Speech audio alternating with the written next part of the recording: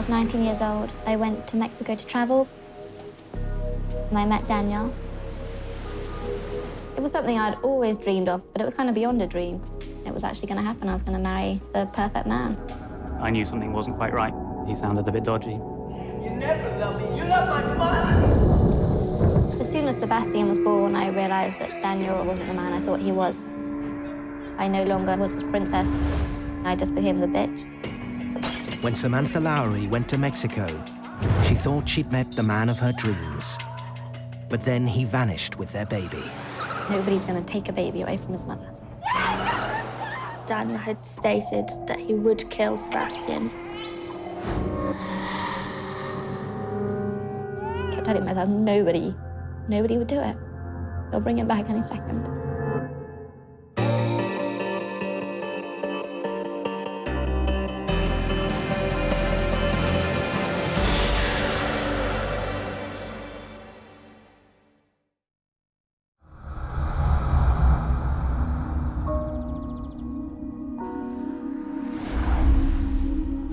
In 2002, 19-year-old Samantha Lowry left her home in the Wiltshire countryside to go traveling in Mexico.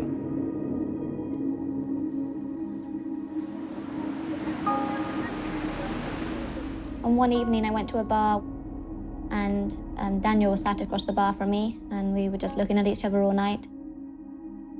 And, well, we just clicked straight away, really. Sam had been on a holiday in Mexico, or she'd been there for 6 months. And she had met some guy in a bar, and she seemed to be very interested in him. He made me feel very special.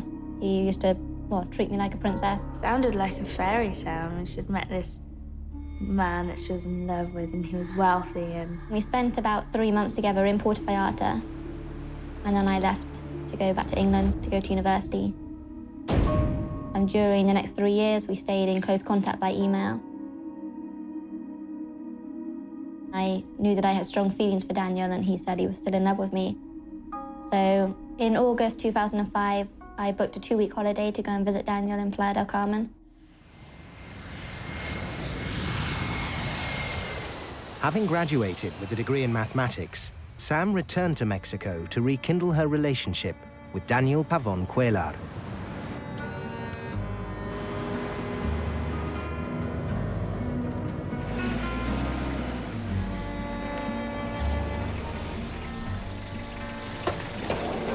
When I arrived, we clicked again straight away. He owned a hotel and booked a room for me to stay in. Daniel was an artist, and he came from an incredibly wealthy family from Mexico City.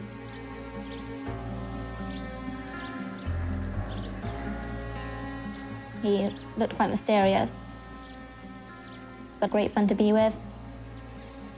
I felt completely secure with Daniel. I loved everything about him. I loved everything he did. I loved the way he treated me. He'd open the door for me all the time. He'd always come and pull my chair out in every restaurant. That made me admire him and love him more, and we would go and visit remote beaches where it was just white sand for miles and miles. Life couldn't have gotten any better at that time. she was living in a hotel by the beach. It was every girl's dream. And she just seemed really besotted with him. By this point, he was already asking me to stay, but I thought I'd wait at least a week and see how I felt. And by the end of the 2 weeks, I was quite deeply in love with him. So I called my family in England to tell them I wasn't coming home. The next thing we heard, she didn't even want to move back to England. She just wanted to stay there with him. My family were quite shocked, but they were also excited for me because they could see how excited I was and what an amazing thing it was. So they were also happy for me. Daniel gave the impression that he was a bit of a playboy. And that gave me the impression that maybe something wasn't quite right there. After 6 months in Mexico, the couple decided to move to Austin, Texas.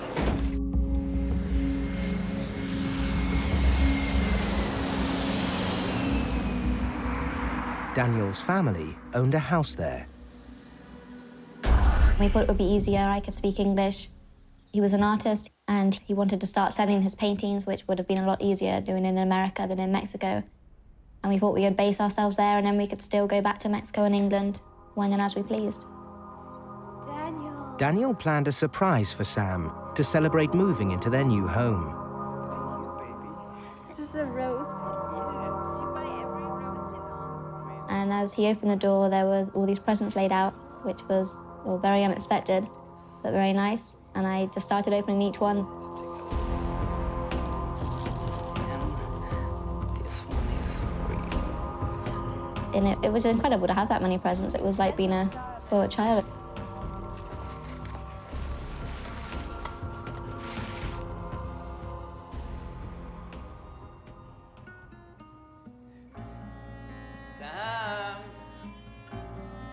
Sam.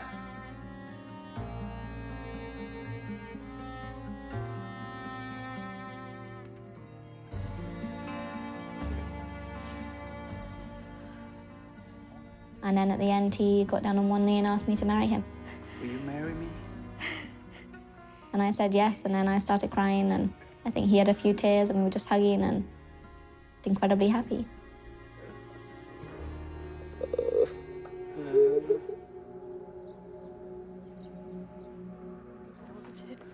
My parents really liked him and really approved, and were just really pleased with how happy he was making Sam. And then on the other hand, there was Joe, who especially didn't like him. My instincts from the beginning were that he sounded a bit dodgy, and I jumped to the conclusion that he's some kind of criminal.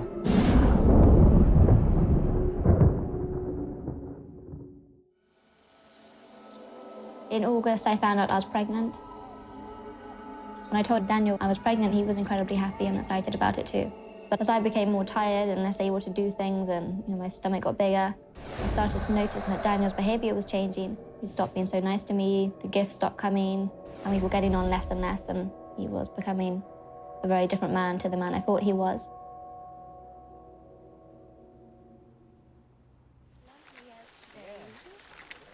Sebastian was born on the 29th of March. It was an incredible feeling just to, the first time I hugged him and knew that he was actually mine, and just such a tiny little thing. It was amazing, and I just loved him so much. There was nothing I wouldn't have done for him. I wanted to be with him every single second. As soon as Sebastian was born, I realized that Daniel really wasn't the man I thought he was. He took no interest whatsoever in Sebastian. And when I was with Sebastian, he took no interest any longer in me, because I wasn't paying all the attention to Daniel anymore. I had Sebastian now, and he was the one who needed looking after. Honey, I'm on the phone right now, okay? Daniel refused to help. He refused to change him, to feed him, to do anything. He would say a man's duty is to go out and work and bring in the money, and a woman's is to look after the baby in the house. Before Sebastian was born, he said he'd never held a baby in his life. And he just had no clue about babies. He didn't know that they needed constant looking after, and he wasn't willing to give it. Hey, come on. When things did start to go a bit sour between us because I wanted him to be more involved and he wasn't interested, I no longer was his princess, as he used to call me. I just became the bitch.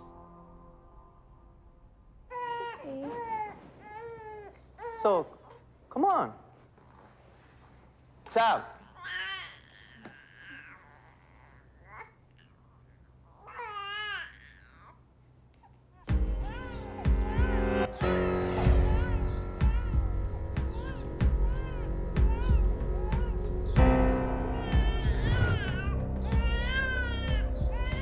Come here, do something with the baby, okay?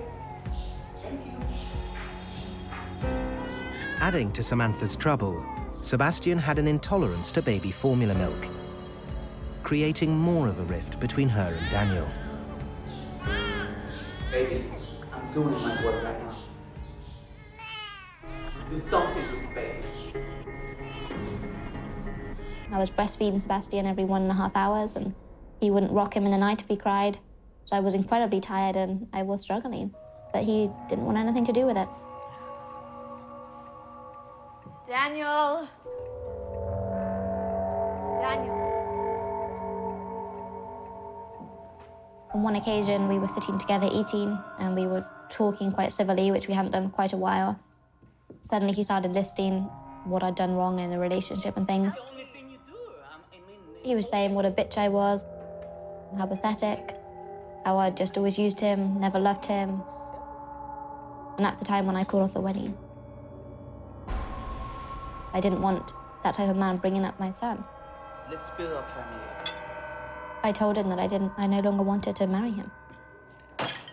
He picked up the plates and smashed them, and all I said was, Daniel, I'm not listening to this. What do you know about love? Huh? Daniel, you love my money. So you going to England, right? You don't go anywhere. And yet, you don't have any visa. What? We're gonna build a family right now, okay? It was really scary. It's the sort of thing you see on a film. Just go. Like always. Mommy. It just wasn't normal. He just looked absolutely crazy. And he was getting crazier by the second. Mommy, what do you know about love, huh? And I thought, if he's done this big a change within weeks, you don't know how far he's willing to go. Love isn't like the movies. It went on for about 3 hours, him behaving like this.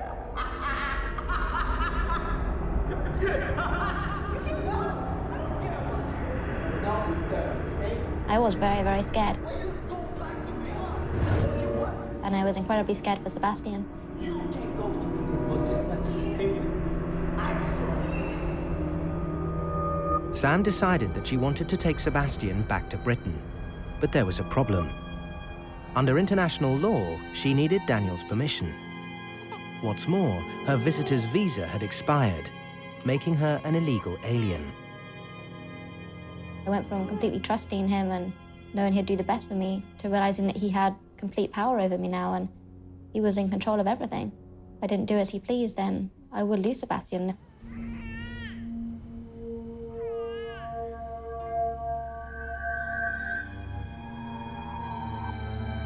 Sam managed to persuade Daniel to let her stay at a friend's house for the night, promising to return with Sebastian the next morning. By morning, I knew that I was not going to go back to the house, that it was too dangerous, especially with Sebastian. And Daniel had emailed and phoned quite a few times that day, telling me that I must go back, that I had no right to leave the house with Sebastian, and that I promised I'll be back. And that morning, and I said that I wasn't going to come back because of his behavior. But after 4 days of constant emails and phone calls, Sam finally agreed to meet with Daniel to discuss their situation.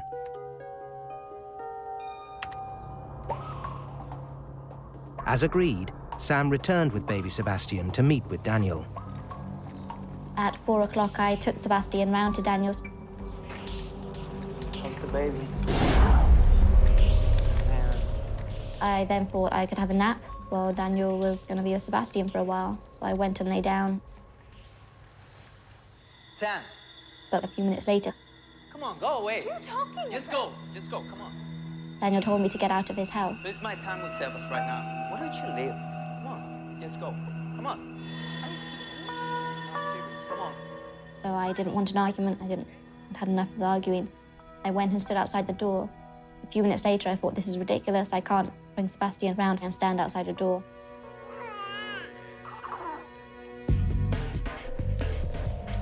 So I went back in. Hey, what are you doing? Huh? Okay, come on. And I said, I don't think this is right. I should be inside the house with Sebastian. He told me to get out again. This is my home. It is my time, 4 hours. We have And shouted that I'd never see Sebastian again, and he slammed the door. I was banging on the door trying to get in, and he wouldn't let me in.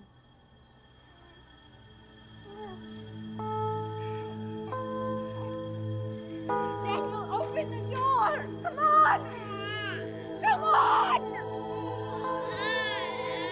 Open the door! By this point, I was crying and really scared of what was actually going to happen. Let me in! Daniel, open the door! Daniel! Daniel, open the door! Come on! Daniel, come on!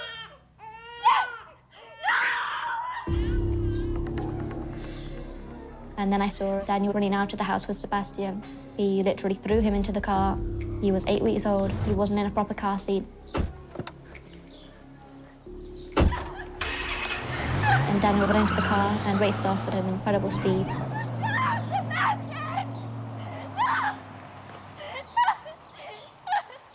At this point, I kept thinking he'd taken him around the block because it was so unbelievable that somebody would actually do this. I think deep down I knew he probably had taken him further, but I just kept telling myself nobody would do it. He's not going to do it. He'll bring him back any second. Nobody's going to take a baby away from his mother. But he didn't come back.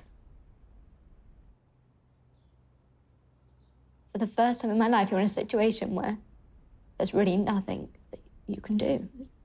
I received a phone call just saying, I need to come home now. I was just told that Daniel had taken Sebastian.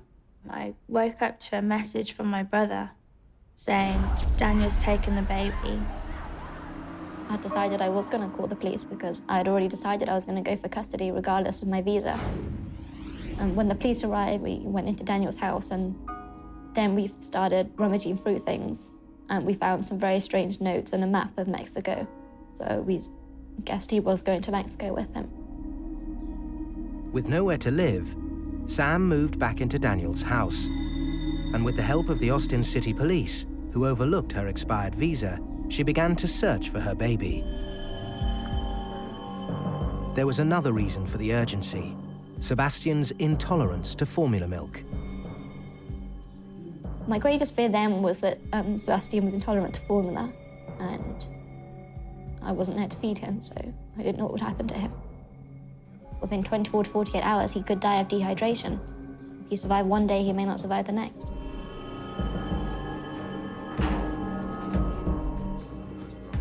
Hoping that Daniel would make contact, the police hastily set up recording equipment to monitor phone calls.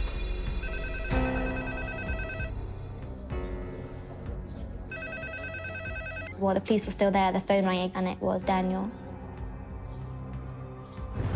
He told me that I needed to go down to Mexico that day. He gave me a list of things to pack, what to do with the house, and then I would go and join him. He told me that if I told the police or my family or anyone else what he had done, then I would never see Sebastian again. I was crying and begging. I didn't know what to do. And I was just saying, please, please, like, don't do this to me. Don't threaten that I'll never see my son again.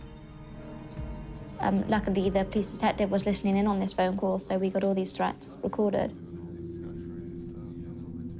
I was really desperate now because I realized he actually meant that if I did not do what he said, then I wouldn't see my son again.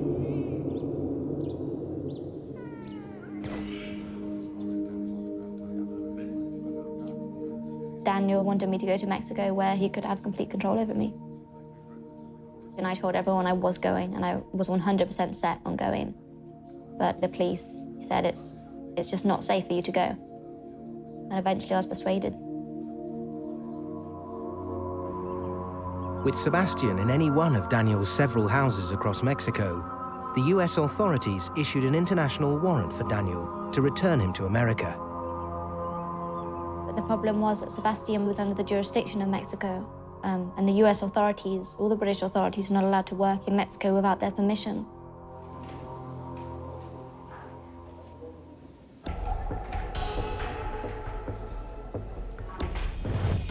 In a bid to help her secure Sebastian's return, Sam's family joined her in Austin.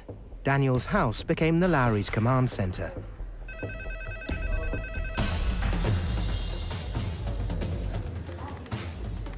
It's not in my family just to sit by and let something bad happen to us.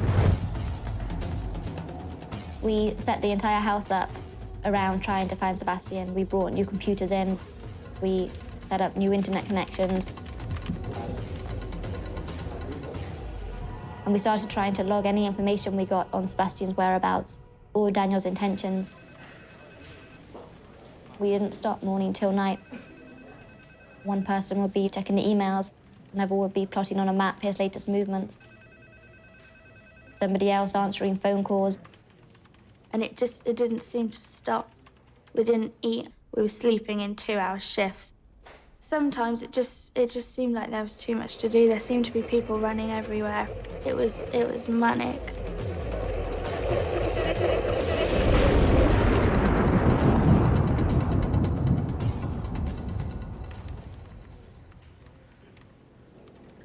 As Sam's family investigated Daniel's background, they discovered he had a history of abusive relationships. He had a current arrest warrant for unpaid child support from a lady who he had a child with years ago.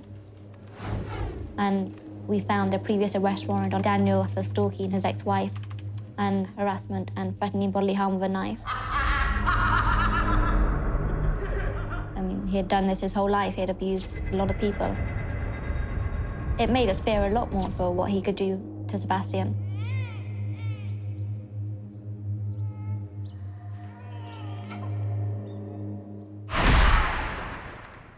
Throughout the whole time, Daniel was contacting us by email. They were generally completely disgusting emails, calling me a prostitute and a whore, telling me I slept with the police and the FBI and even George Bush, and that's why I had the law on my side in this case. The team found a way of using these emails to track Daniel to locations back in Mexico.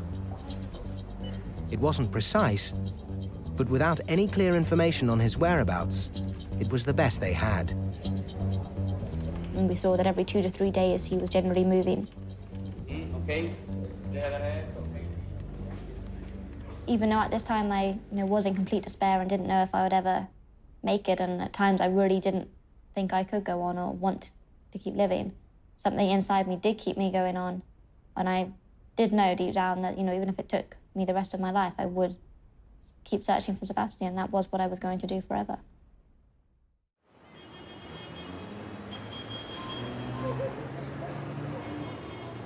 While Sam attempted to track Daniel and baby Sebastian from her base in Texas, her brother Joe went straight to Mexico City. We recruited a close friend of mine, Tristan. He was going to go with me to Mexico. We realized we were in potentially very dangerous waters. Our aim was to try and find out any information we could, try and find where Daniel was, and try and be undetectable so nobody would know where we were, so there could be no chance of us getting caught.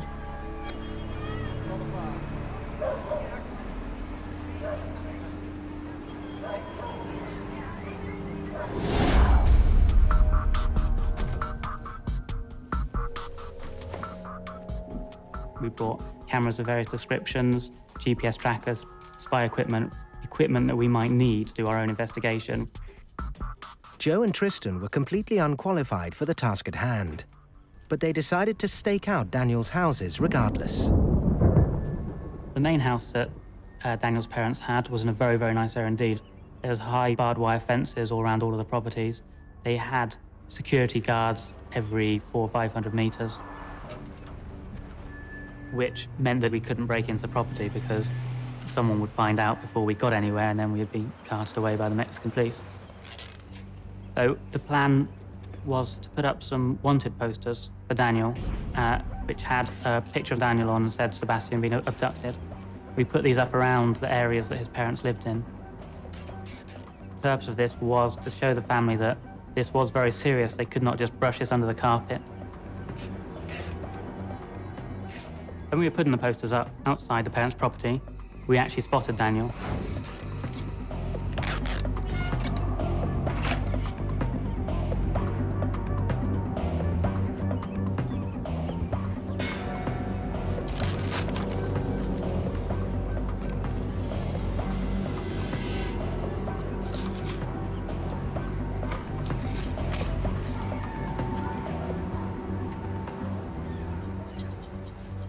Daniel's retaliation for Joe and Tristan's efforts in Mexico City was terrifying.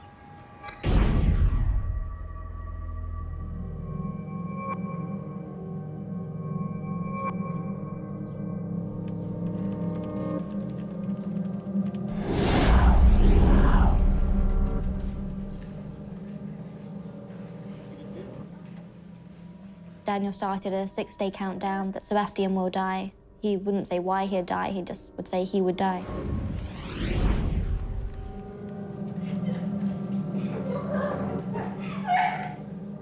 At this point, we were quite desperate and we didn't really know what to do to stop it.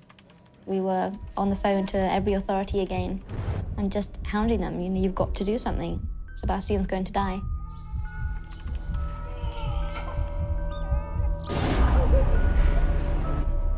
As each day passed, we were getting more frantic because in our mind, there was a realistic chance that he was going to kill Sebastian at the end of 6 days. Initially, we felt like, well, we had 6 days and that would make people act, but things were carrying on the same as before. Each day I was living in torture. It was just a feeling of complete and utter helplessness.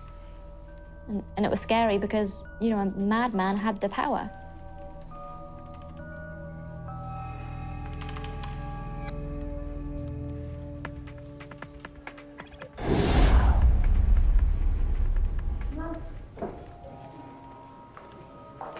On day 6, nothing happened. Daniel just changed his tune to one of his abusive emails and carried on as if it had never happened.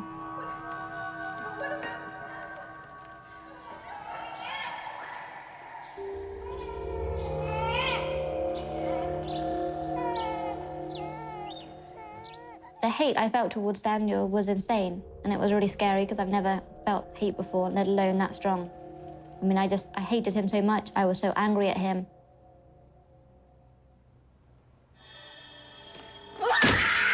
I went crazy.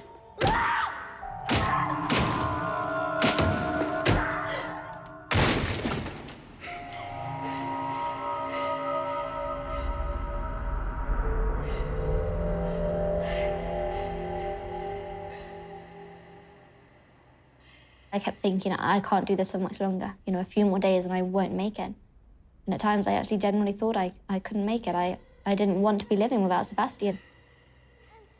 I think she would have spent every single day wondering what her son was doing and where he was. It just would have ruined her whole life. I don't think it's something any mother gets over, losing a child, and especially if they don't know where they are or what's happened to them.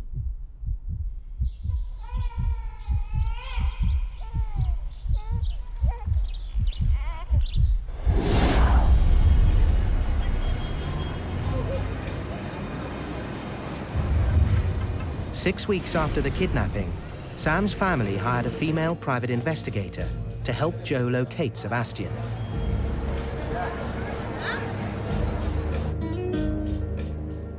We went around all of his houses one of the evenings, and we made the foolish mistake of going back around the same houses on the second evening.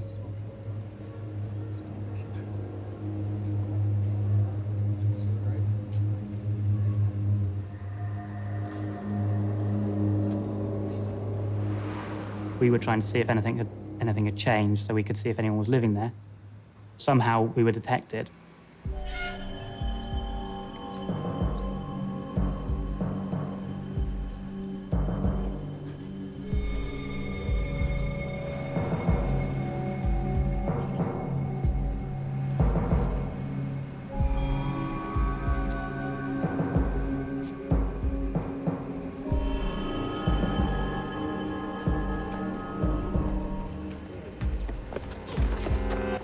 I don't really know exactly what happened because it was all so quick.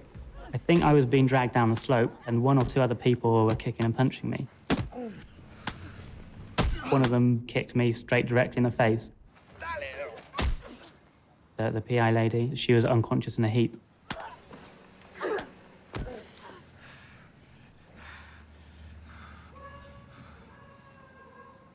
There was a lot of blood everywhere.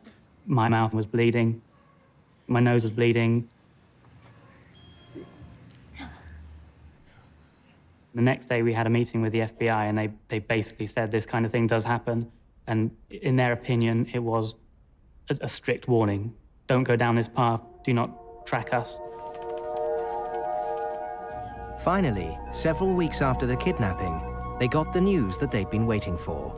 A Mexican judge had approved the warrant for Daniel's arrest. It meant that the Mexican police now had the power to raid Daniel's properties in the search for Sebastian.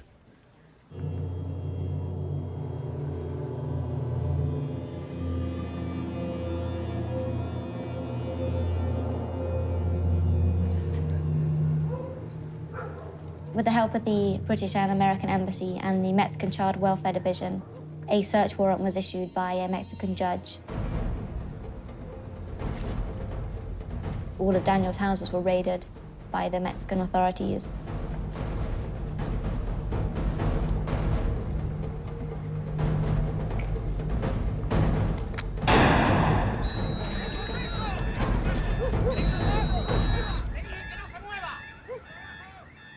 But the houses were completely empty and had been emptied for a while.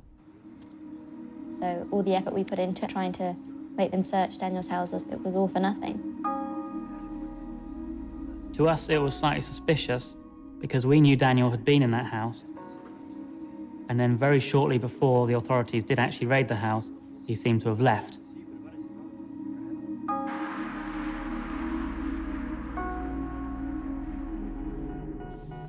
In mid-October, 5 months after Sebastian's kidnapping, Sam made a pivotal decision. It had got to the point that nothing was happening anymore. And even we were running out of things to do. We had used, the FBI. We had hired some of the best private investigators we could possibly find. Sam was planning to go to Mexico, and I was just really hoping that she'd change her mind somehow. Everyone else was scared for me, but I wasn't. And I wrote my will in case anything did happen. And I went down there to help Sebastian.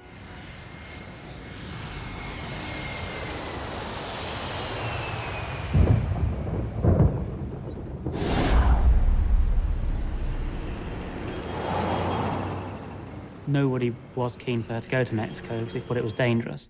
However, I was of the opinion by the end that we didn't really have any options.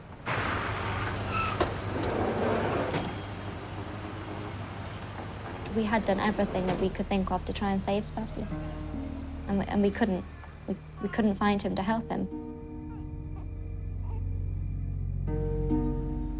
So I wrote to Daniel telling him that I would be in the Centro Histórico, which is the center square of Mexico. I said I'd be there from 9 a.m. to 5 p.m. at night. And I begged him to come or to send someone for me or to just give me some sort of word of how Sebastian was, if he was even alive. Me and Tris were quite concerned for her safety, and we were aware that it was a badly thought out plan. And probably the full stupidity of it didn't really hit us. Sam was determined to do this anyway, so we didn't have a choice.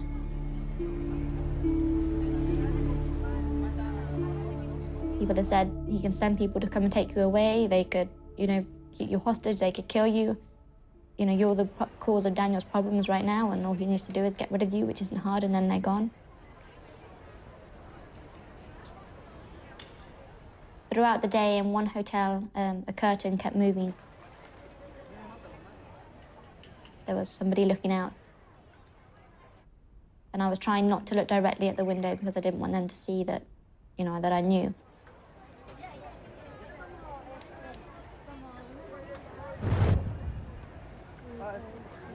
But nothing ever came of it. It didn't seem like it was them, or if it was them, then they had left. Despite sitting in the square all day, there was no sign of Daniel or baby Sebastian.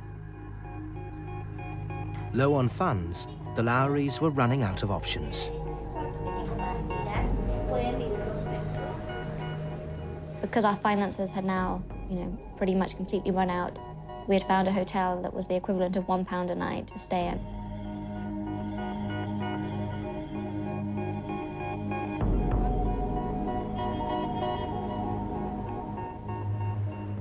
Because we were trying to save money, we were only eating rice and bread and bananas, so we all got quite ill. But it just really didn't matter. We just kept fighting through it. I think we were possibly more depressed at this time because it seemed that life could not get any worse.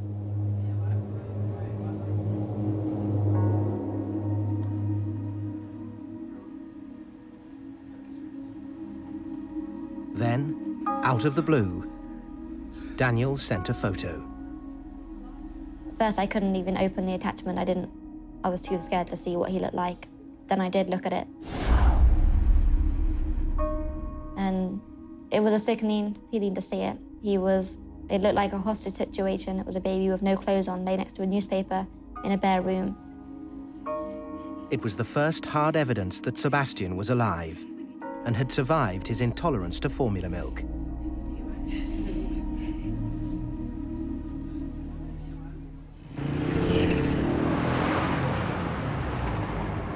And then there was another crucial development. After Sebastian had been kidnapped for about 5 months, the wife of our lawyer said, "Do you think he might have narcissistic personality disorder?" I'd previously never heard of this personality disorder, which stems from childhood. And it's really where a person, deep down, they feel so inferior and inadequate that they can't deal with it. So they make up a false self, as it's called, that they are the greatest person in the world, and they actually force themselves to believe it. We started to consult with psychologists, and that gave us the idea that maybe there was the possibility of manipulating him. The key was to take control by finding Daniel's point of weakness. With the help of a psychologist, Sam began a barrage of aggressive emails. The psychologist asked us anything about Daniel's insecurities and fears. We were going to stoop to his level. That's part of the manipulating a narcissist. You stoop to their level, you copy what they do. When he says, you're a prostitute, you write back saying, you're a prostitute. I mean, it is that pathetic, but it's what you do. They became as disgusting as his, if not more. They were based on a lot on prison scenarios about gang rapes in prison, about incidents in the shower. And then they also played a lot on Daniel's lack of achievements in life, that he was still a mummy and daddy's boy and living off their money, that he was a pathetic criminal on the run.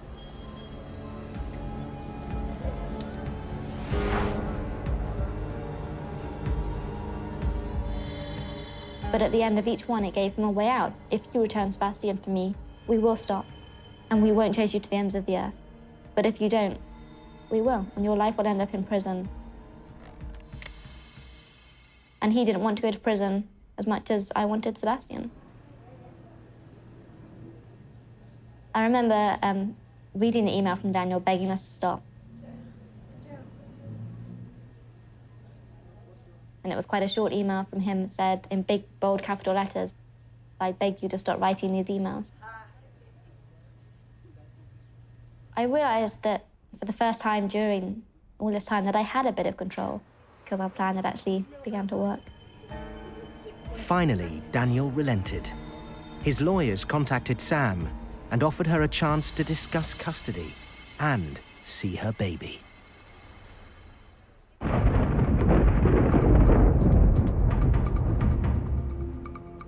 Six months after the kidnapping, Daniel's lawyers asked Sam to a meeting to discuss custody of their baby.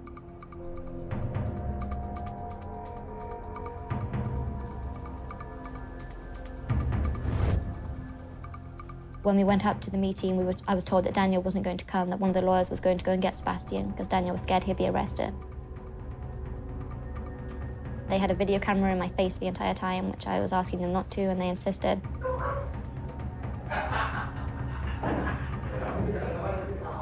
I was very angry the way the lawyers were being. I kept crying and just kind of very confused and excited and scared. Daniel's lawyers wound us up the wrong way quite a lot. We found the lawyers to be quite arrogant, but there was also obviously the fear that Daniel would chicken out of giving Sebastian back or something else would go wrong. And it took about an hour to go through everything and sign it. And although it felt we were so close, we were still so scared that it wasn't going to happen.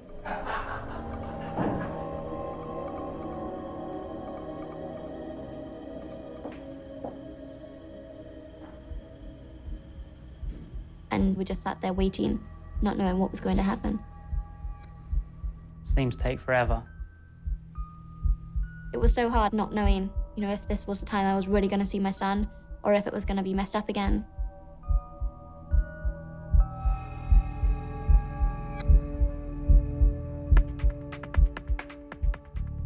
At last, news came that Sebastian was there.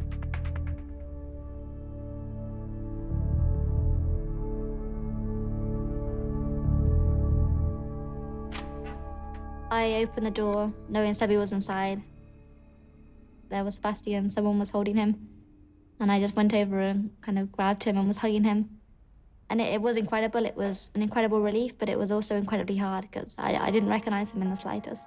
He didn't look anything like the baby who was taken. And I was crying and shaking, and it was very emotional, and I think probably quite a few people had quite a few tears then.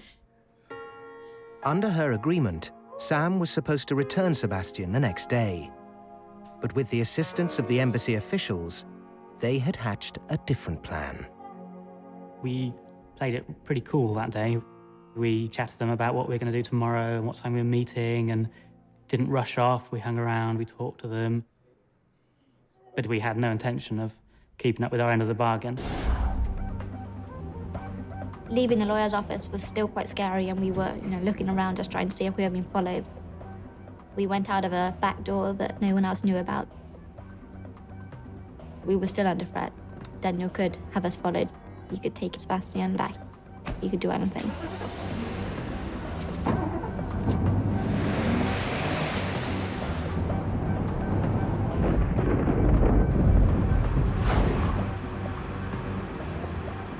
That was scary, and it wasn't properly over until I could take off in the plane.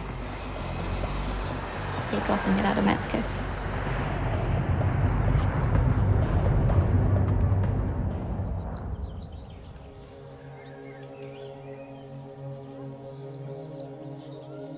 My entire family gave up their lives. They gave up their jobs, their university at Sam's, everything.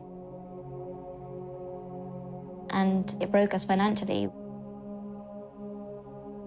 6 months of this has taken away my parents' pension. It's put us all into a lot of debt. I'm really proud of my family and how everyone just dropped their lives to help.